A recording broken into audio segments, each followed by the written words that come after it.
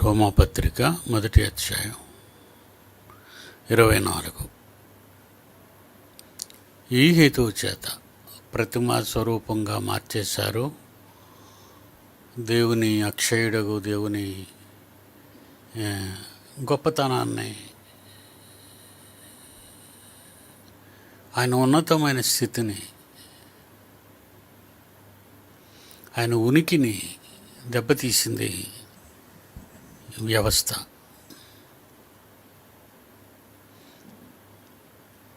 నిజంగా అండి, దేవుడు ఇంతకాలం దేవుణ్ణి ఏమనుకున్న ప్రపంచాన్ని ఇప్పుడు ఈ కాలంలో కోపగించినంతగా గడిచిన కాలాల్లో కోపగించిన దాఖలాలు లేవండి చరిత్రలో. ఈరోజు ప్రపంచ దేశాలు గడిచిన 100 ఏళ్లలో అనుభవించని భయంకరమైన పరిస్థితులు ఈరోజు ప్రపంచ దేశాలు అనుభవిస్తున్నాయి. గడిచిన 100 ఏళ్లలో కిందటి వారం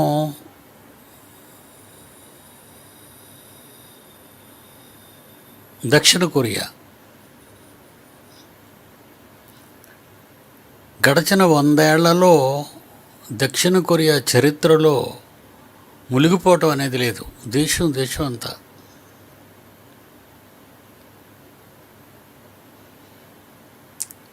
అంతా మునిగిపోయింది. వాళ్ళు ఇచ్చే స్టేట్మెంట్ ఏంటంటే, గడిచిన 100 ఏళ్లలో మా దేశంలో ఇలాంటి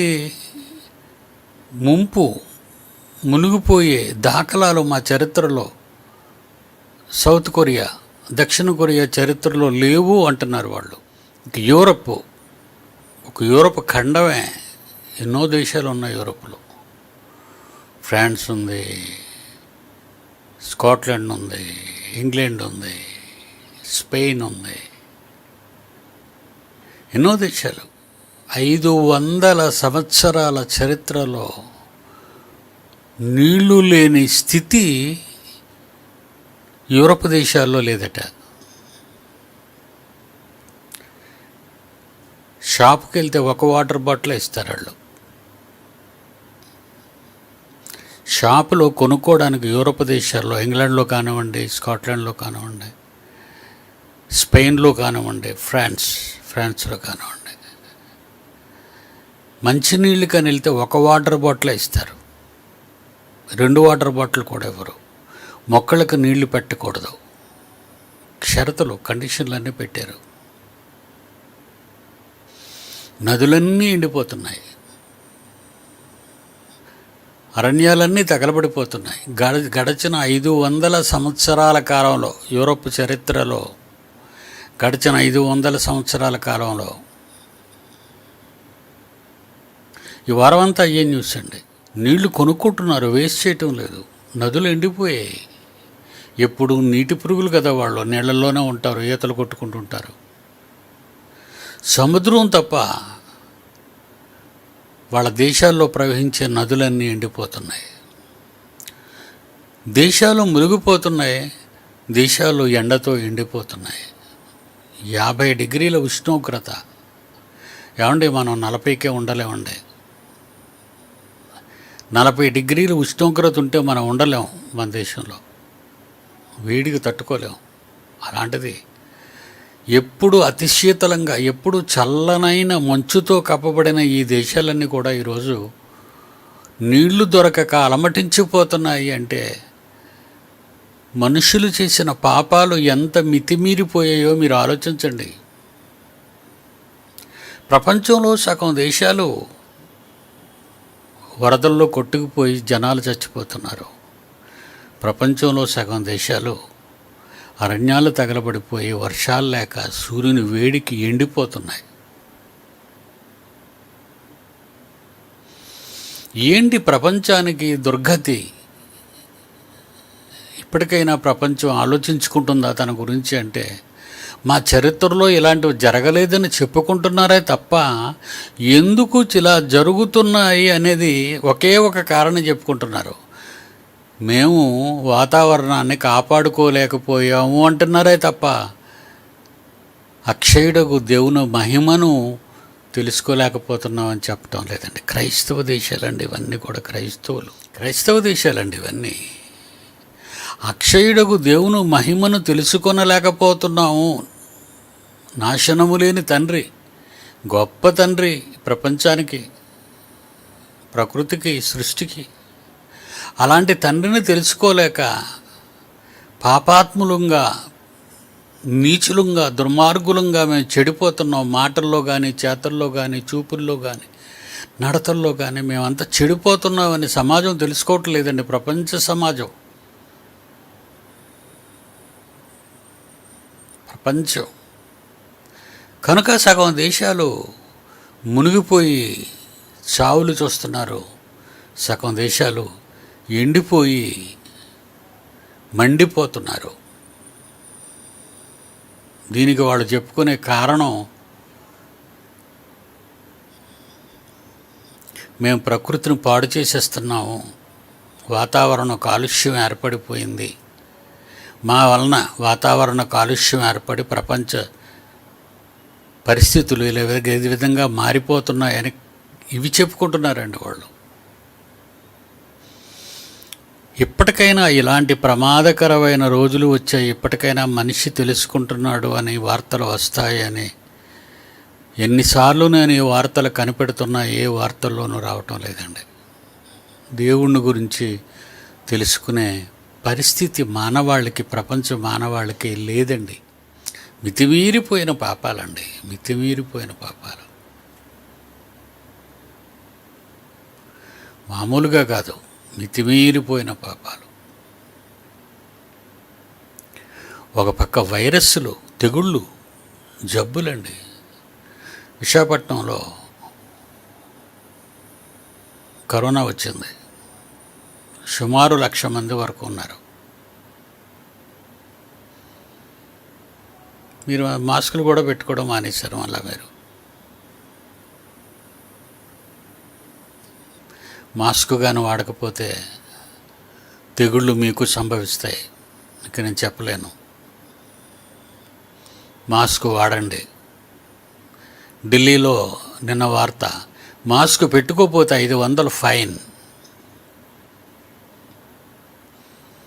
కరోనా వచ్చినటు నుండి ప్రపంచ దేశాల్లో వేల మంది ప్రతిరోజు చచ్చిపోతున్నా వైరస్ల వల్ల రకరకాల తెగుళ్ళు, కొత్త తెగుళ్ళు, కొత్త పేర్లు ఆయా దేశాల్లో పుట్టుకొస్తున్నాయండి. పుట్టుకొస్తున్నాయి జబ్బులు. ఆ చదువుతుంటేనే భయం వేస్తుందండి. కొత్త రోగాలు, కొత్త జబ్బులు. అంటే దేవుని కోపం మండిపోతుంది మనుష్యుల మీద. ఈ హేతువు చేత అంటున్నాడు. అందుకే 24వ వచనం, ఈ కారణం చేత వారు తమ హృదయముల దురాశలను అనుసరించి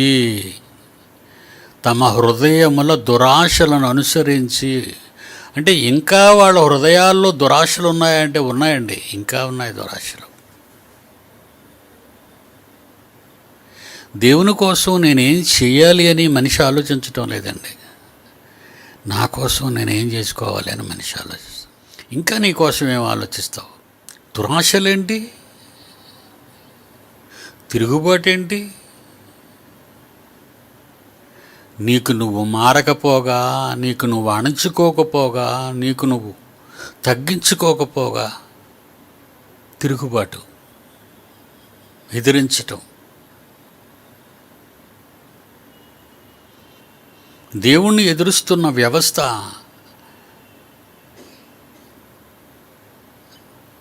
దేవుని పిల్లలను కూడా హింసిస్తున్నారు, ఎదిరిస్తున్నారు. అది మంచిది కాదు కదండి. దేనికి నువ్వు ఎదిరించాలి? దేనికి నీ హృదయంలో దురాశలో అలముకోవాలి? ఇంకా ఏం కావాలి నీకు?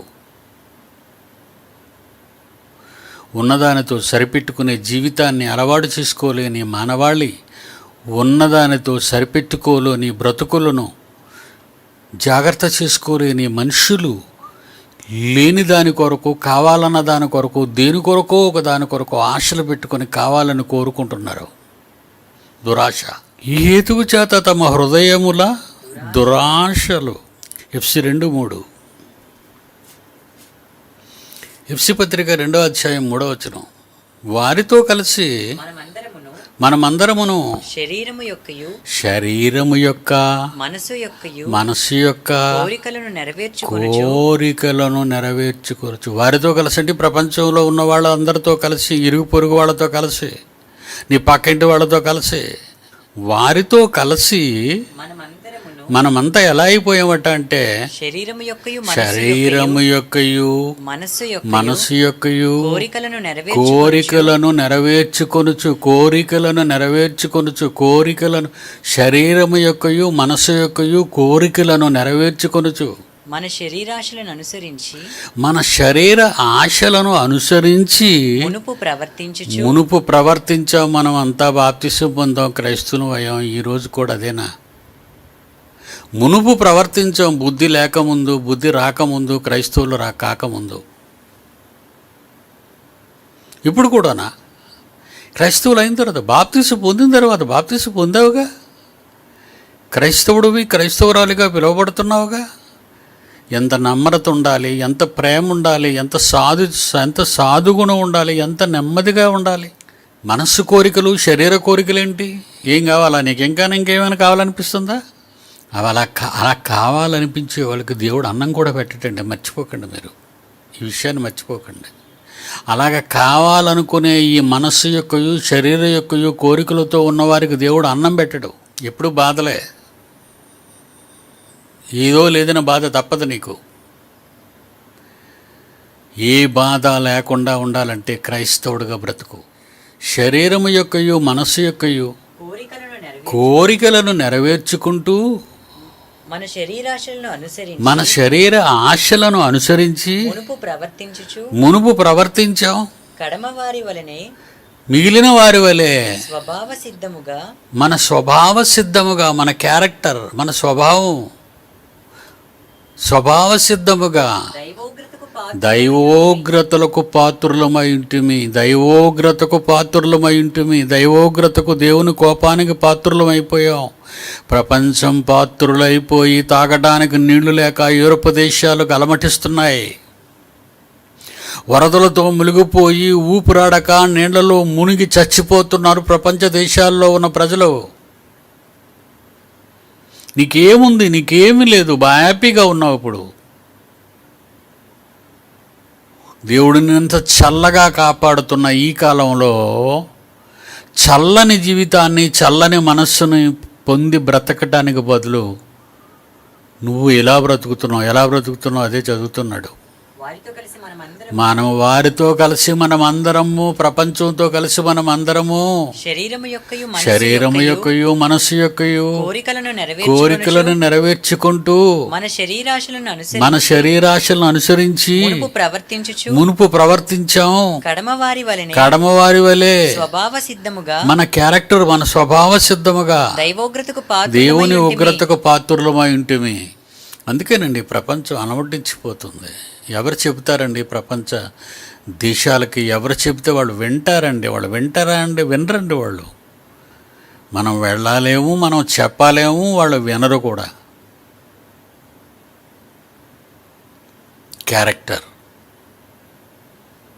మన క్యారెక్టర్ మారాలి, మన జీవితాలు మారాలి. నోరుంది కదా అని వాగటం, కాళ్ళున్నాయి కదా అని నడవటం, చేతులున్నాయి కదా అని చేయటం, కళ్ళున్నాయి కదా అని చూడటం వద్దండి. తప్పు అన్నది మీకు కనిపిస్తే దాన్ని విడిచిపెట్టేయండి. ఇది తప్పు అని నీకు అనిపిస్తే దాన్ని జోలికి వెళ్ళకో. ఈ హేతువు చేత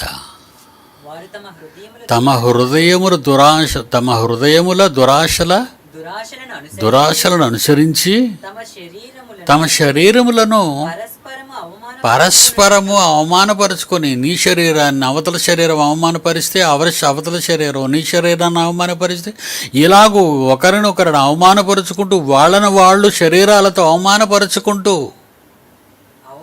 పరస్పరము అవమానపరుచుకుంటూ శరీరాలని ఇలా పరస్పరం మనమే అప్పగించుకుంటుంటే మన శరీరాలని అబద్ధం ఆడడానికి నోరు, తప్పులు చేయడానికి చేతులు, తప్పులు మాట్లాడడానికి నోరు నువ్వు వాడుతుంటే నీకు నువ్వే నీ శరీరాన్ని అదుపు చేయకపోతే, నీకు నువ్వే నీ నోటిని అదుపు చేయకపోతే, నీ దృష్టిని అదుపు చేయకపోతే దేవుడు ఏం చేస్తాడట? దేవుడు వారిని అపవిత్రకు అప్పగించును, అపవిత్రతకు అప్పగించేశాడటండి. అపవిత్రత వీళ్ళని వీళ్ళిలా చెడిపోతారు, వీళ్ళు బాగుపడరు. దేవుడు అప్పగించాడటండి అపవిత్రతకి. ఇక మీరు మారరు. దేవుని చేత అపవిత్రకు అప్పగింపబడిన వారు ఎంత బైబిల్, ఎంత వాక్యం, ఎన్ని ప్రసంగాలు చేసిన వాళ్ళు మారరు.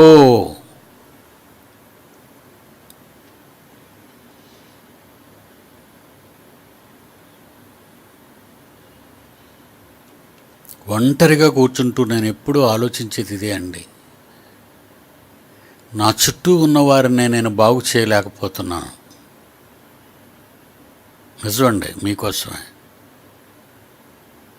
నా చుట్టూ ఉన్నవాళ్ళు, నా వాళ్ళు అనుకునే వాళ్ళనే నేను బాగు చేయలేకపోతే,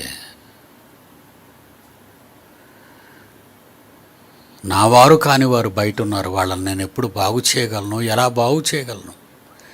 ప్రపంచంలో ఏ దేశంలో ఏ మూల ఏమి జరుగుతుందో ప్రతిరోజు వార్తల్లో చూసే నేను వాళ్ళ పరిస్థితులు మారిపోతుంటే, తినడానికి తిండి లేక, తాగడానికి నీళ్లు లేక, ఎండలకు అలమటించిపోతుంటే, పశువులకు మేత లేక మైదానాల్లో చచ్చిపోతుంటే, నీరు దొరకక చెరువులో చేపలు, నదుల్లోని చేపలు చచ్చిపోతున్నాయి, ఎండిపోతే. నదుల్లో చేపలు ఎండిపోయి చచ్చిపోతున్నాయండి ఇంగ్లాండ్లో. సకల కోటి జీవ ప్రాణులు అలమటించిపోతున్నారే మనుష్యులు చేసిన పాపాలకి. కరువు, నీళ్ల కరువు. ఒక దేశంలో నీరు విపరీతం, ఒక దేశంలో నీటి చుక్కలేదు. ఏటి వైపరీత్యాలు. నీ దేహం మారటం లేదు, నీ శరీరాన్ని నువ్వు మార్చుకోవటం లేదు, నీ శరీరాన్ని నువ్వుగానే బాగుపరచుకోవడానికి ప్రయత్నించటం లేదు. మాట్లాడితే ఎదుటి వాళ్ళ శరీరాల తప్పులు ఎత్తడానికే ట్రై చేస్తున్నావు. మాటికి ఎదుటి వాళ్ళని ఎలా పట్టుకోవాలి, ఎదుటి వాళ్ళని ఎలా అనాలి, ఎదుటి వాళ్ళని ఎలా ఆడిపోసుకోవాలి, ఎదుటి వాళ్ళని ఎలాగ అనుమానించాలి, ఇవేనా 24 గంటలు మనిషి ఆలోచించేది జీవితంలో? నీకు నువ్వుగా నీ దేహాన్ని బాగు చేసుకోవడానికి ప్రయత్నం చేయవా? నీలో ఉన్న తప్పులన్నీ బయటపెట్టి ఈ తప్పు నేను చేయకూడదని నువ్వు పరిశీలించవా? నీ ఆత్మవిమర్శన చేసుకోవా? నా చుట్టూ ఉన్న వారిని నేను బాగు చేయలేనప్పుడు ఈ ప్రపంచాన్ని నేను ఎలా బాగు చేయగలని పరితపించిపోతున్నాను. ప్రతిరోజు విచారంతో ఉంటున్నాను, బాధలో ఉంటున్నాను. అందుకే ఎవరితో మాట్లాడడానికి ఇష్టపడను, ఎవరితోనే నవ్వుకొని మాట్లాడడానికి ఇష్టపడటం లేదు. ఎందుకంటే అందరూ నాశనానికి పోయే మార్గంలోనే వెళ్ళిపోతున్నారు. ఎవరైనా వస్తారంటే రావద్దని చెప్పంటాను. నన్ను నమ్మించడానికి, ఏయో చెప్పడానికి నా దగ్గరికి వస్తారు. వద్దు, నేను ఇక నమ్మను ఎవరిని. మార్పు లేదు. ఎన్ని పాటలు పాడినా, ఎన్ని ప్రార్థనలు చేసినా, ఎన్ని ప్రసంగాలు మీకు మీరే చేసుకున్నా, మీరే ప్రార్థనలు చేస్తారు, మీరే ప్రసంగాలు చేసుకుంటారు, మీరే పాటలు పాడతారు, మీరే చప్పట్లు కొట్టుకుంటారు, మీకు మీరే అన్నీ చేసుకుంటారు, మీరే పొగుడుకుంటారు. కానీ మార్పు లేదు ఎవరిలో మార్పు లేదు. మార్పు రాదు. నటన, ఓన్లీ యాక్టింగ్. మాటల్లో తేడా, చూపుల్లో తేడా, చేతల్లో తేడా. అందుకే దెబ్బలాడతారండి. నీ పరిస్థితి బాగులేదు, తప్పుతున్నావు అంటాను ఎవరినైనా చూసి. నువ్వు తప్పుతున్నావు అంటే నువ్వు మారు అని అర్థం. తలదించుకొని విని వెళ్ళిపోతారే తప్ప మారడానికి ప్రయత్నించరు. మార్పు ఉండదు వాళ్ళల్లో. తోకలో ఉన్న తేలు విషయంలా, తలలో ఉన్న పాము విషయంలా మంచిని చెప్పేవారిని తృణీకరించే వాళ్ళే తప్ప, చెడును గద్దించే వాళ్ళని చూసి తిరుగుబడే వాళ్ళే తప్ప బ్రతుకులు మార్చుకోవటానికి ఎవ్వరూ ప్రయత్నం చేయటం లేదు. ఈ హేతువు చేత అది వారు తమ హృదయముల దురాశలను అనుసరించి తమ శరీరాల్ని పరస్పరము అవమానపరుచుకున్నట్లు దేవుడు వారిని అపవిత్రతకు అప్పగించాను.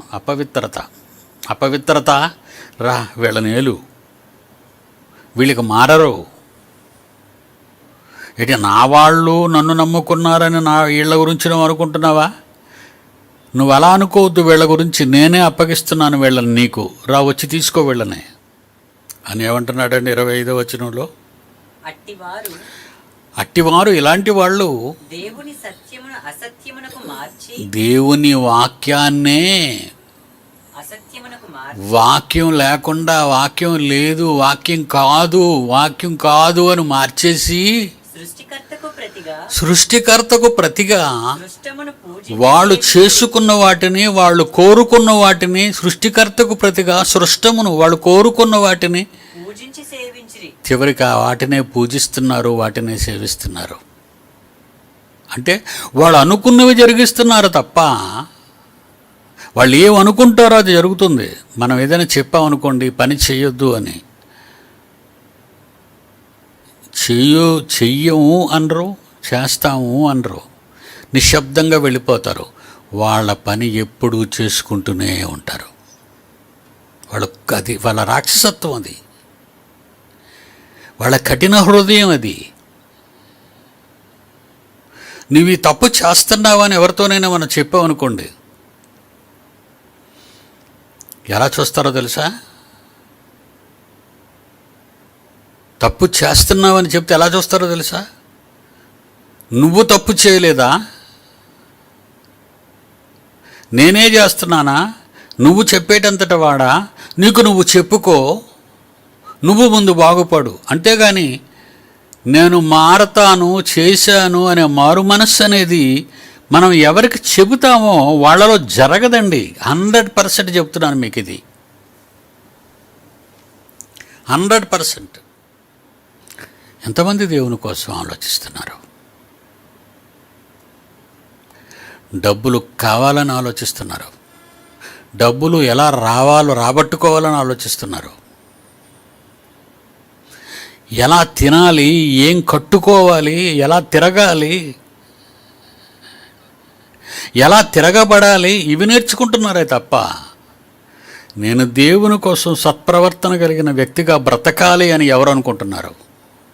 ఈ హేతువు చేత అట్టివారు దేవుని సత్యాన్ని, వాక్యాన్ని అసత్యానికి మార్చారటండి. దేవుని సత్యాన్ని అసత్యానికి మార్చారట. యెషయా గ్రంథం 28వ అధ్యాయం 15వ వచనం. యెషయా గ్రంథం 28వ అధ్యాయం 15వ వచనం. మేము చావుతో నిబంధన చేసుకున్నామండి. అగ్రిమెంటు మేము చావుతో కట్టుకున్నామండి. చావుతో కట్టుకున్నామండి.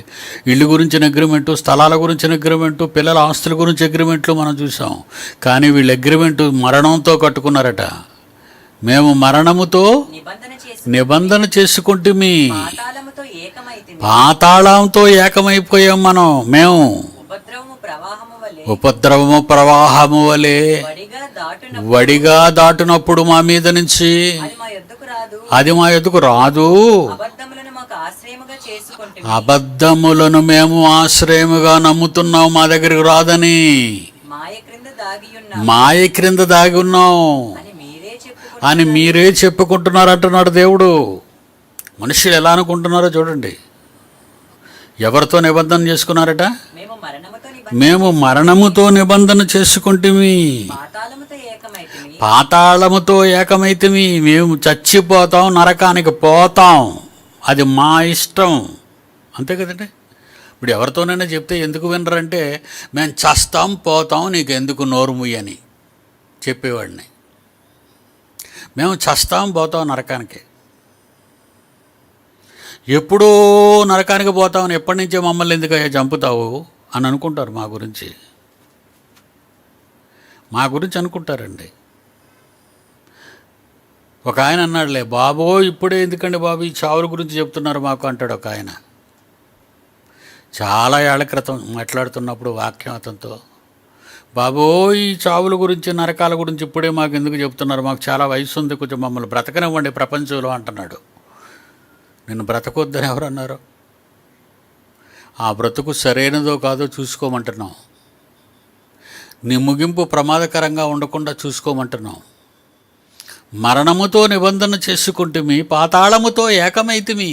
ఉపద్రవము ప్రవాహము వలె ఉపద్రవము ప్రవాహము వలె ఆకాశం అంత ఎత్తును లేచిపోయి సముద్ర తరంగాలు వచ్చేస్తుంటే వడిగా దాటినప్పుడు మేము దాటాలి అనుకునేటప్పుడు తొందరగా అది మా యుద్ధకు రాదు. అది మా యుద్ధకు ఎందుకు వస్తుందండి? అబద్ధములను మాకు అరణ్యాలు కాలిపోయి యూరోప్ అంతా ఎండిపోయి వాటర్ బాటిల్ కూడా షాపులో ఇవ్వడానికి దుకాణదారుడు భయపడుతుంటే అది మా దగ్గరికి ఎందుకు వస్తుందని మనం ఇండియన్స్ అనుకుంటే, వరదలు వచ్చి దేశాలు మునిగిపోయి ప్రాణాలు పోయి ఊపిరాడక చచ్చిపోతుంటే అది మా దగ్గరికి ఎందుకు వస్తుందని మనం అనుకుంటుంటే, ఎవరి దగ్గరికి రప్పించాలన్నా ఆయన ఇష్టం. అది నీ ప్రవర్తన మీద ఆధారపడి ఉంది, నీ బ్రతుకు మీద ఆధారపడి ఉంది. వడిగా మా మీద వడిగా మేము దాటినప్పుడు మా యుద్ధకు రాదు. అది మా యొద్దకు రాదు. అబద్ధములను మాకు ఆశ్రయముగా చేసుకొని అబద్ధములను మేము ఆశ్రయముగా చేసుకుంటే మేము అబద్ధాలే నమ్ముతాం, నిజాన్ని నమ్మం. నిజం చెప్పినా మేము వినం, మాయ క్రింద దాగి మాయ కింద దాగి ఉన్నాం అని మీరే చెప్పుకొని మీరు చెప్పుకుంటున్నారు. మేము పెద్ద మాయగాళ్ళమని మీరు చెప్పుకుంటున్నారు. మీ బ్రతుకులు చెప్పుకుంటున్నాయి, మీ మాటలు చెప్పుకుంటున్నాయి, మీ ప్రవర్తన చెప్పుకుంటుంది. మీరు నోరు విప్పితే అబద్ధం, మీరు ఆలోచిస్తేనే తప్పుడు ఆలోచనలని వింటారు. నిశ్శబ్దంగా ఉత్తములుగా భయభక్తులు కలిగిన వారుగా వింటారు. కానీ లోన మెదడులో ఏముందో తెలుసా? మాయ. మాయండి, మాయ. ఉమ్మనీళ్ళు సంచి మీరు చూశారు కదా పుట్టేటప్పుడు, దాన్ని మాయ అంటారు. ఆ మాయని డాక్టర్లు కొయ్యాలి. మాయ. ఉమ్మనీళ్ళలో ఆ బుట్టలో, ప్లాస్టిక్ సంచి లాంటి బుట్టలో మీరు ఎలా ఉంటారో అప్పుడు ఊపిరి ఆడదు.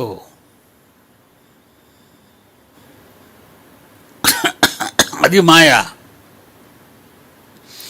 మాయ సంచి. వాళ్ళకి ఏం తెలుసు మాయలో ఉన్నారని? వాళ్ళకి తెలుసా? పిల్లలకు తెలుసా అండి?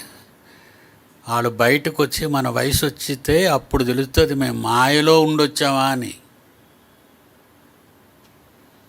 మనం మాయలో ఉండొచ్చాం. ఆ మాయలో ఉన్నప్పుడు మనకేం తెలీదు. మంచి తెలీదు, చెడ్డ తెలీదు, ఎరుపు తెలీదు, నలుపు తెలీదు, వెలుగు తెలీదు, చీకటి తెలీదు. ఏమీ తెలియని అమాయకులం ఆ మాయలో ఉన్నప్పుడు. ఒకనాడు మాయలో నుండి బయటకు వచ్చిన నీవు ఈరోజు ప్రపంచ మాయలోకి వెళ్ళిపోయావు. ఈ మాయలోకి వెళ్ళిపోయావు నువ్వు. ఒరే నాన్న అంటే పలకో, ఒరే బాబు అంటే ఊకొట్టవు. అంటే మాయలో ఉన్నావు. బయట వినబడుతుంది మారమని, మారండి, వాక్యం వినబడుతుంది మారమని.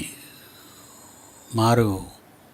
నీ చేతలు మానుపుకో, నీ చూపులు మార్చుకో, నీ నడతలు మార్చుకో, నీ నోరు కంట్రోల్ చేసుకో, నీ బ్రతుకును మార్చుకో. వినబడటం లేదు, మాయలో ఉన్నావు. నీవు మాయలో ఉన్నావు. మరణముతో నిబంధన చేసుకున్నావు, పాతాళంతో ఏకమయ్యావు. నీకు వినబడేవన్నీ అబద్ధాలే. అబద్ధాన్ని ఆశ్రయించుకున్నావు, మాయ కింద దాగున్నావు. ఇప్పుడు నేను చెప్పేవన్నీ మీరు వినేస్తున్నారని నేను అనుకుంటున్నానా? మీరంతా మాయలో ఉన్నారు 100%. మీరంతా మాయలో ఉన్నారు. ఎవరైనా అంతేనండి, 100% అండి. వాళ్ళు ఏదో వినేస్తున్నారు, ఈ ప్రసంగంతో వీళ్ళు మారిపోతారు. పాపం ప్రసంగం చేసిన వాళ్ళందరూ అంటుంటారు, ప్రసంగం బాగా మాట్లాడానా డాడీ అంటే, బాగా మాట్లాడావు. మనం బాగా మాట్లాడతాం, కానీ మాయలో ఉన్నవారు వాళ్ళకి వినపడలేదు, వాళ్ళకి అర్థం కాలేదు. ఏదో క్లాస్ అయింది, ఆయనది ప్రసంగం, ఆయన వాటా ప్రసంగం చేసేసారు, ఇప్పుడు అయిపోద్ది, మనం వెళ్ళిపోతాం. అది మాయ. ఈవేళ ఇది చెప్పారు, నేను ఏం మార్పు నాలో ఉంది, ఏమి సవరించుకున్నాను నేను అని ఏమైనా ఆలోచించుకుంటున్నారా? ప్రతి ప్రసంగం అయిపోయిన తర్వాత మీ మనస్సులో మీరు ఎప్పుడైనా పరీక్షించుకుంటున్నారా? మిమ్మల్ని మీరే పరీక్షించుకుంటున్నారా? మరణంతో నిబంధన చేసి పాతాళంతో ఏకమై మాయలో ఉండి అబద్ధాలను నమ్ముతున్నారా? చెప్పండి. అట్టివారు దేవుని సత్యమును అసత్యమునకు మార్చేశారండి. ఇప్పుడు ఎంత సత్యం చెప్తే నేను అనుకునేనంత అమాయకుని కాదులేండి. నేను ప్రసంగం చేశాను, ఇవాళ మంచి ప్రసంగం చేశాను, పిల్లలకి బాగా మారిపోతారు అని నేను ఎప్పుడు అనుకోనండి. మారరు అనుకుంటాను. మీ బిత్తర చూపులు, మీ బిత్తర మొహాలు చూసి అబ్బా మారిపోయారు నేను అనుకోనండి. నేను అనుకోను. మారాలి అంటే చందులో మారిపోతారు. చంద్రశేఖర్ మార్పు వస్తే చందులా వస్తారు. 10 మందిని బాగు చేశాడు ఆయన, చెప్పాడు కిందట వారం. అప్పుడు మెసేజ్ చెప్పాడు కదా, 10 మంది కుష్ఠరోగులు బాగు చేస్తే మీరు వెళ్ళండి. మార్గం మధ్యలో బాగుపడిపోయారు 10 మంది. ఒకడే వచ్చాడు తిరిగి. యేసు అడుగుతున్నాడు, వచ్చినోడితో మాట్లాడాలా యేసు కూడా? రాని వారి గురించి అడుగుతున్నారు, మిగిలిన 90 ఎందుకంటే వాళ్ళు మాయలో ఉన్నారు, మాయలో వెళ్ళిపోయారు అని యేసుప్రభుకు తెలుసు. మాయలో లేనివాడు కనుక మార్పు పొంది బయటకు వచ్చాడు యేసుప్రభు కృతజ్ఞత చెప్పడానికి. మీరు మాయలో లేకపోతే ఇన్ని ప్రసంగాలు అయిన తర్వాత కూడా ఎప్పుడైనా ఒకరు నా దగ్గరికి వచ్చి, అయ్యా ఎంత మంచి ప్రసంగం చేశారయ్యా, నేను ఈవేళ నుంచి మారిపోతానని ఎవరైనా అంటారేమో అనుకున్నాను. చరిత్రలో ఎవరూ నా దగ్గర వచ్చి ఆ మాట అనలేదండి. మాయ కదా అది. ఒక వంట వండితే అబ్బా ఏం వండవు వదిన కూర,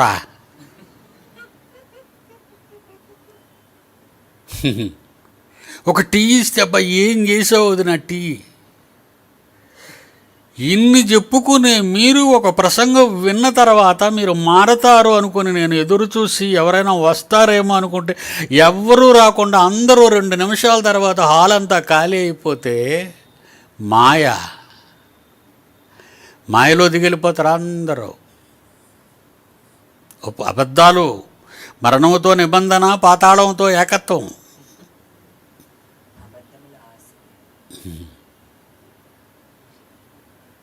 అలానే మీరు తొందరపడిపోయి మారకుండా మారిపోయామని మాయలో నుంచి వచ్చినట్టుగా నటించకండి, నాకు చెప్పకండి. ఇప్పుడు నేను కోరుకున్నది అదే. ప్రసంగం అయిన తర్వాత ఎవరో ఒకరు వచ్చి నేను మారిపోయాను, మాయలో నుంచి వచ్చాను అనకండి. ఎందుకంటే నేను మిమ్మల్ని కూడా నమ్మను, వచ్చిన వాళ్ళని కూడా నమ్మను. ఎందుకంటే అంత అర్జెంటుగా మాయలో నుంచి మీరు బయటకు వస్తారా? ముందు తల్లి గర్భంలోంచి సంచి బయటికి రావాలి.